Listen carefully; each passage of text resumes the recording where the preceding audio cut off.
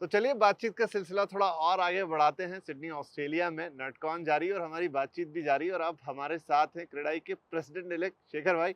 Sir बहुत बहुत स्वागत है आपका। और ये प्रेसिडेंट थैंक इलेक्ट यू। सुन के ऐसा लगता है जैसे अमेरिका के प्रेसिडेंट हो। नहीं, president elect is it's a training for me to okay, become a president next year. नहीं नहीं, बहुत बहुत शुभकामनाएं आपको अभी से। तो शेखर भाई सबसे पहले तो यही पूछूंगा, केम छो? મજામાં? मजामा? તમે કેમ છો? अम्मा ग्रेट मजामा। नमस्ते। थोड़ी थोड़ी गुजराती। राइट, चलिए तो अब गुजराती से हिंदी में शिफ्ट करते हैं। और मेरा, क्योंकि शेखर भाई आप नंबर्स को काफ़ी क्लोजली फॉलो करते हैं, हाँ जी। कन्वेंशंस में भी आपने काफ़ी नंबर्स दिए। मुझे याद है पिछले साल भी जब हम बात कर रहे थे शर्वल शेख में, वहाँ भी काफ़ी आपने नंबर प्रोजेक्ट किए थे। हर साल काफ़ी तेज़ी से डेवलपमेंट हो रहा है। अब भी आपके ताज़ा numbers in terms of real estate, GDP growth क्या कह रहा है? क्योंकि इस समय पूरा वर्ल्ड सिनेरियो थोड़ा मिक्स सा है। अभी हम्म। नंबर्स क्या कह रहे हैं?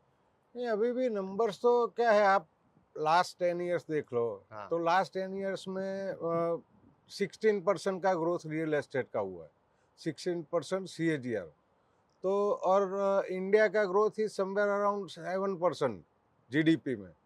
तो नंबर्स तो वही चलते आ रहे। एक क्वार्टर अच्छा होता है, एक दो क्वार्टर अच्छा होता है, पर 2-3 साल real estate is not a cycle of, you can measure real estate by cycle quarter by quarter. तो आपको उसको 3 साल 5 साल के नंबर से ही देखना चाहिए। फिर भी नंबर्स आप देखो तो लास्ट ईयर जो हम 24 लाख करोड़ के आसपास था रियल एस्टेट सेक्टर, आज 23-24 जो कंप्लीट हुआ तो 30 लाख करोड़ यानी 3.34 ट्रिलियन डॉलर का सेक्टर हुआ है। और डेफिनेटली ये आई थिंक 2030 में 1 ट्रिलियन क्रॉस करेगा, 2034 में 1.3 ट्रिलियन क्रॉस करेगा।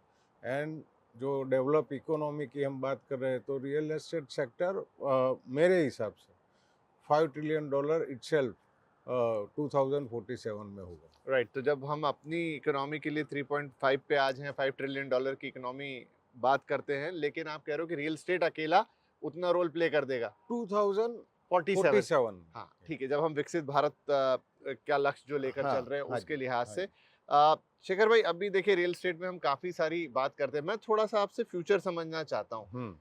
मेट्रो सिटीज़ में हमने काफ़ी रियल एस्टेट होता हुआ देख लिया, टियर 2 टियर 3 की हम बात करते हैं, लेकिन अभी भी वो डेवलपमेंट का वो फेज़ आया नहीं है जहाँ पर, क्योंकि देखिए रियल एस्टेट आइसोलेशन में तो हो नहीं सकता, जी, आपको वैसा ही रोजगार चाहिए, वैसी ही जी। सुविधाएं चाहिए। तो क्या उसके लिए हमारे टियर 3 टियर 2 सिटीज़ तैयार हैं या तैयारी में हैं? आ, देखो, रियल एस्टेट के डेवलपमेंट में 2-3 चीज़ें काफ़ी इम्पोर्टेंट होती है। एक तो availability of land with clear titles, दूसरा है गवर्नमेंट का इंफ्रास्ट्रक्चर और डेवलपमेंट रूल्स। तो पिछले 10 साल में जो इंडिया में ट्रांसफॉर्मेशन हो रहा है, आप देखो 2014 के पहले 4 सिटी में मेट्रो ट्रेन हुआ करती थी, आज 20 सिटी से ज़्यादा जगह पे मेट्रो ट्रेन है। लास्ट माइल कनेक्टिविटी छोटे सिटी में तो थी ही नहीं, बड़े सिटी में भी हम इश्यू फेस कर रहे हैं, पर छोटे सिटी में तो वो इश्यू बहुत ही ज़्यादा था। पर अभी पूरा 10 साल में गवर्नमेंट का फोकस जो इंफ्रास्ट्रक्चर पे है, तो मेट्रो ट्रेन बन रही है, रोड बन रहे हैं, अदर सैनिटेशन फैसिलिटीज़ वगैरह। तो इंफ्रास्ट्रक्चर आप ये जो यहाँ पर भी ऑस्ट्रेलिया में देख रहे हो, ये डेवलपमेंट देख रहे हो, this is because of infrastructure. आप हम लोग बात करते हैं यूएस की, यूके की, कि भाई यूएस में हमारे आपके मेरे दोस्त रहते हैं, सपोज वो हमको बोलते हैं कि हम न्यूयॉर्क में रहते हैं, और हम जाते हैं तो पता चलता है 50 किलोमीटर दूर उसका घर है। हाँ, और पर वो लगता न्यूयॉर्क ही है, क्योंकि वहाँ से उसका इंफ्रास्ट्रक्चर इतना अच्छा है कि ट्रैवलिंग डिस्टेंस डाउनटाउन में आना है तो 10-20% है। तो our relatives who are staying abroad in all the large city, वो लोग ज़्यादातर दूर रहते हैं, पर डाउनटाउन में तो कोई रहता नहीं है। तो हमको डाउनटाउन में से, इंडिया में से भी प्रेशर कम करना पड़ेगा, बाहर टाउन सैटेलाइट टाउन्स डेवलप करने पड़ेंगे, इंफ्रास्ट्रक्चर डेवलप करना पड़ेगा, और ये सब हो रहा है। शायद थोड़ी कम स्पीड से हो रहा है, पर हो रहा है। क्योंकि आप गुजरात से ही आते हैं और अच्छा उदाहरण क्या होगा, गांधीनगर और अहमदाबाद जो ट्विन सिटीज़ हैं, तो अभी दोनों में मेट्रो शुरू हो रही है, प्लस आप भुज से वो नमो मेट्रो लेकर आ रहे हैं। तो अगर हम यहीं की कहानी ले, गिफ्ट सिटी हो गया, हाँ जी। उसके इर्द गिर्द हाउसिंग तो हम बनते देख रहे थे, लेकिन अब शायद वो थोड़ा टर्न अराउंड लेने लगा है, काफ़ी कमर्शियल ऑफिसेज आ गए, बड़े बड़े इंटरनेशनल ऑफिसेज आ गए। गुजरात का ही मुझे बताइए कि क्या हम जिस एक आइडियल टीयर 2 सिटीज़ की हम बात कर रहे हैं कि हम ऐसा डेवलपमेंट चाहते हैं, गुजरात उसका मॉडल है इस वक्त? नहीं, गुजरात तो मॉडल है ही, पर मेरे ख्याल से महाराष्ट्र भी है, गुजरात भी है, अदर स्टेट्स, तमिलनाडु भी है। नॉट ओनली गुजरात, आप देखो कि तमिलनाडु में मैं I was there in Tamil Nadu last 2 महीने पहले मैं गया था। तो हम तमिलनाडु की जब बात करते हैं तब चेन्नई की बात करते हैं, पर there are other good cities वहाँ पर डेवलप हो रहे हैं। मैं लास्ट मंथ केरला गया था, तो केरला में कुनूर करके प्लेस है, जो कुनूर शायद हमने सुना नहीं होगा। It's a small town, 2 lakh का पॉपुलेशन है, पर they have a larger airport than the many more cities. तो काफ़ी सारे नए एयरपोर्ट्स बन रहे हैं। आप उड़ान में आप देखो तो हमारी कनेक्टिविटी यानी अर्बन डेवलपमेंट के लिए क्या है, connectivity, last mile connectivity, air connectivity, train connectivity, वो सब इम्पोर्टेंट है और वो सब हो रहा है। आप नमो ट्रेन देखो, या और जो भारत का जो और अलग अलग ट्रेन शुरू हो रही है, अलग अलग हाईवेज बन रहे हैं। तो ये इंफ्रास्ट्रक्चर ही है जो इंडिया को डेवलप इंडिया बनाएगा। थोड़ा डायरेक्ट हाउसिंग पे आते हैं। देखिए 40-50 लाख वाला सेगमेंट में टीयर 2 टीयर 3 के हिसाब से बातचीत कर रहा हूँ, तो बहुत अच्छा है। नंबर्स भी जो मैंने अभी रिसेंटली में पढ़े कि लॉन्चेस भी काफ़ी आए, डिमांड होगी तो ही लॉन्चेस आए होंगे।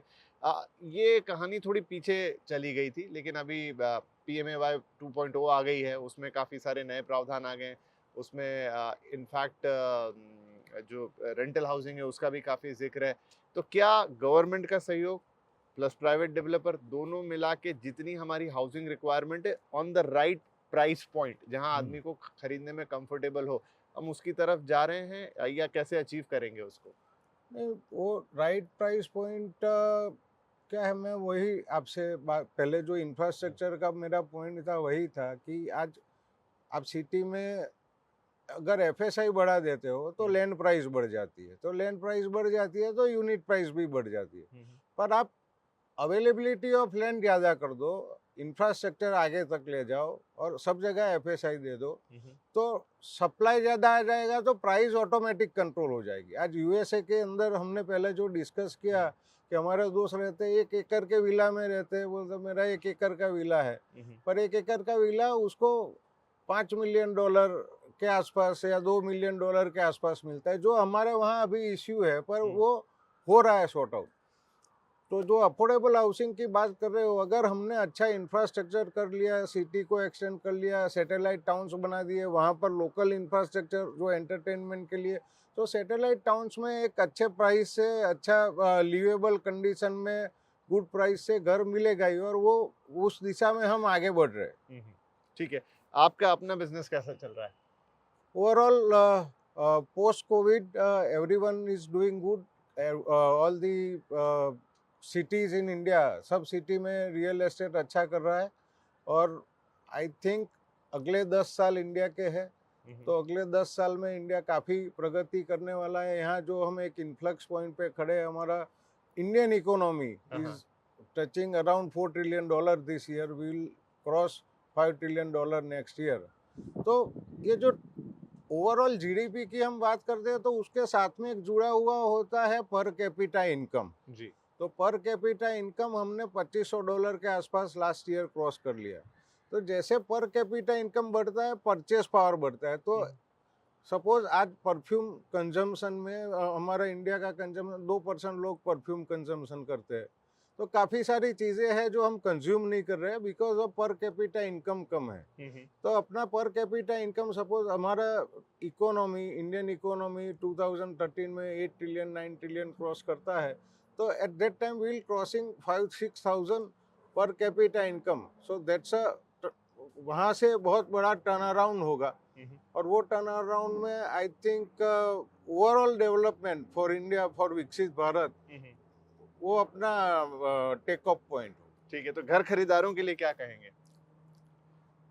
घर खरीदारों के लिए घर खरीदना तो जिसको जिस दिन जरूरत है उस दिन ही घर खरीदना चाहिए। मैं ऐसा नहीं बोलता हूँ कि आज मार्केट अच्छा है आज खरीद लो, कल प्राइस बढ़ जाएगी, वो उस वक्त उसकी इनकम भी बड़ी होगी। मैं ओवरऑल मैंने जो मेरा 30 साल का एक्सपीरियंस है रियल एस्टेट का, कि आज 30 साल पहले किसी ने घर लिया, उसका नो डाउट आज 5 गुना 10 गुना पैसा हो गया है, पर उस टाइम उसकी इनकम भी उतनी थी। आज के दिन में उसकी इनकम इतनी है, तो घर आपको जो खरीदना है, आपका जो बजट है उसके हिसाब से जिस दिन आपको अपॉर्चुनिटी मिले उस दिन घर खरीद लेना चाहिए। ऐसा भी नहीं करना चाहिए कि आज मेरे पास पैसा नहीं है और जाके मैं घर खरीदूं, पर जिस दिन अपॉर्चुनिटी मिले उस दिन घर खरीदना चाहिए। और इन्वेस्टर्स के लिए क्या कहेंगे, क्योंकि अभी हम काफ़ी सारे लोगों को देखते हैं, फिर से लोगों का रुझान थोड़ा, मैं जेन्युइन इन्वेस्टर्स की बात कर रहा हूँ, फिर से उनको लगता है कि एक रियल एस्टेट में इन्वेस्टमेंट हो जाना चाहिए। हो जाना चाहिए। Investors are welcome in the industry, पर जैसे स्टॉक मार्केट में भी क्या है, आपने इस बार के बजट में देखा होगा कि कैपिटल मार्केट में long term capital gain tax 10% था, वो 12% किया, पर रियल एस्टेट को और बाकी सब सेगमेंट को, यानी गोल्ड है, बाकी जो भी कमोडिटी, जो भी इन्वेस्टमेंट सेगमेंट है, सबको एक ही कैपिटल गेन टैक्स स्ट्रक्चर में। तो ये बजट में ये काम बहुत अच्छा हुआ कि everyone is in the same boat. तो आज नहीं पर 2 साल में लोग के भाई आपको कैपिटल मार्केट में इन्वेस्ट करना है, स्टॉक मार्केट में इन्वेस्ट करो, या रियल एस्टेट मार्केट में इन्वेस्ट करो, या गोल्ड में इन्वेस्ट करो, या अदर कमोडिटीज़ में इन्वेस्ट करो, आपका लॉन्ग टर्म कैपिटल गेन है वो एक सा रहेगा। तो now we are at par with the capital market, stock market. तो investment in real estate is also good, जैसे इन्वेस्टमेंट इन स्टॉक मार्केट भी अच्छा है, पर सोच समझ के करना चाहिए। हमारे सचिन जी और सब क्रिकेटर्स आके सब म्यूचुअल फंड सही है ऐसा बोल रहे हैं, हम भी बोल रहे हैं कि रियल एस्टेट सही है, पर सोच समझ के करो। राइट। इंडेक्सेशन, क्योंकि आपने long term capital gain tax की बात की, इंडेक्सेशन हालांकि फिर बाद में सरकार ने क्लैरिटी दे दी, और अब तो दोनों फॉर्मूले हैं, इंडेक्सेशन के साथ आप चाहो तो यूज करो, चाहे उसके बिना। पर आपको क्या लगता है, इससे थोड़ा सा मार्केट के सेंटिमेंट पे कुछ असर?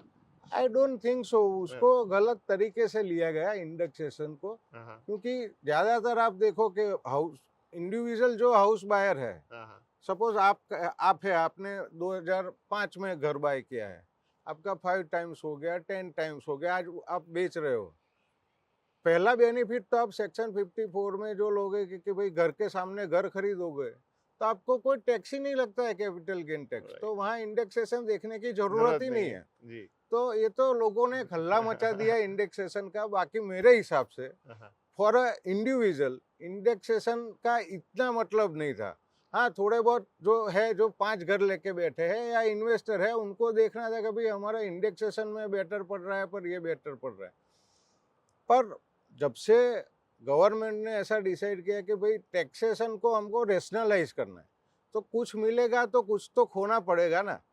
राइट, ठीक है, ये कहानी चलती रहेगी। लेकिन शेखर भाई, बड़ा मजा आता है आपसे जब भी बात करते हैं, थोड़ी एक इन डेप्थ उसका जो इकोनॉमिकल साइड है, जो आंकड़ों वाला साइड है, वो पता लगता है। तो थैंक यू वेरी मच हमसे बातचीत करने के लिए, और आगे आपके लिए, क्योंकि अगला कार्यकाल प्रेसिडेंट इलेक्ट से आप प्रेसिडेंट बनने वाले हैं, तो बहुत बहुत शुभकामनाएं भी, और आपके साथ और बातचीत करते रहेंगे, चलते रहेंगे, ये सिलसिला चलता रहेगा। Thank you very much. Thank you. Thank you.